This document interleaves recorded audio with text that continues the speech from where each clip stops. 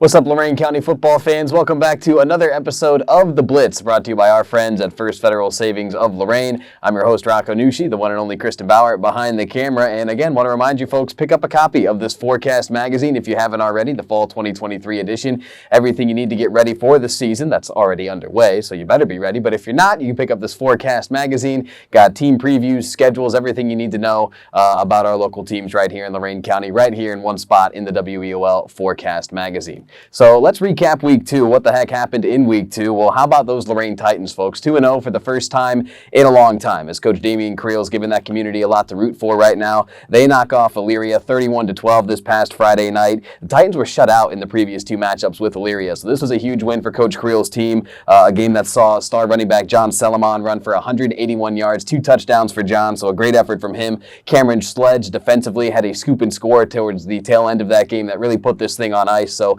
Lorain, they've got some really good individual playmakers this year, and they're coming together as a team as well. Again, 2-0 for the first time in a while. They're at Sandusky this week, though, so a whole another level of challenge for Coach Creel as he's looking to get his first win over Sandusky. How about Avon? They go down to Canton and knock off McKinley 28-7 in a game that you heard on WEOL. This one was played at Tom Benson Hall of Fame Stadium, and if those in Stark County weren't familiar with the Eagles here in Lorain County, they are now, as again, they knock off McKinley 28-7, 100 yards, 2 touchdowns for running back Jacorion Caffey. Nolan Good at the quarterback spot had a real gritty performance, not his best game necessarily, had a couple of mistakes, but had a really nice throw right before halftime to Cole Kepner, a 26-yard touchdown strike that really put Avon in control for good. The defense, obviously impressive. You hold McKinley to 7 points, only 3 Bulldog first downs allowed by the Eagles in the first half, so Avon, a really nice performance against Canton McKinley. Things don't get any easier for them this week, though, as they welcome in Cleveland Glenville. That'll be a game on WEOL.com, Stream 2.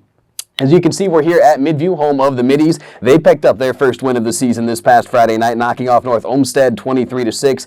Congratulations to first-year head coach Jack Armstrong, his first win as head coach of the Middies. Big game for Ethan Elbert. He had a rushing touchdown and a receiving touchdown in the win, and things don't get easier for Midview as well. They welcome in Elyria Catholic this Friday night. That'll be a game you can hear on AM 930 and 100.3 FM WEOL, also on WEOL.com. The Stillman Cup stays with Firelands for the 10th year in a row on the football field as they knock off Vermilion 30-0. There was a last-minute venue change here. This one was originally supposed to be played at Firelands. They had some field issues or some power issues. Not exactly sure what went on, but at any rate, Vermilion Athletic Director Andy Stillman got operations moved to Vermilion, so they still were able to play the Stillman Cup. And again, Firelands rolls 30-0. Sophomore running back Jimmy Berry, he had a really nice night for the Falcons, 88 yards and a touchdown. And this Firelands offense, they really spread the ball around. Guys like Eli Simon, Colin Scott, Liam Varndell, lots of different guys get involved for Firelands, so a nice effort by the Falcons all the way around. They're at Poland Seminary this week, so another tough test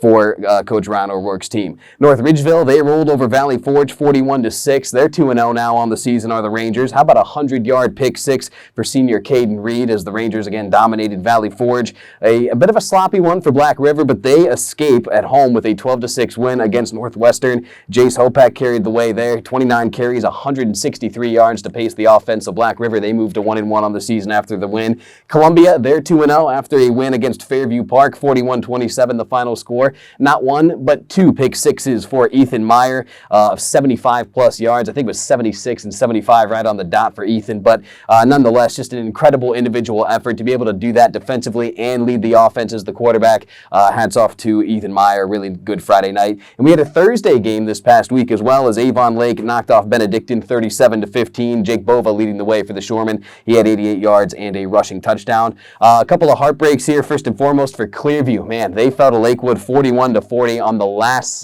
play of the game, really. Lakewood found the end zone on a trick play, so Clearview, unfortunately, they fall 41-40 in what might have been the game of the week, honestly. And Keystone, quarterback Zach Shackelford, he went down with an ankle sprain early on in that contest as they eventually lost to Cloverleaf, so we'll keep our eyes on Mr. Shackelford.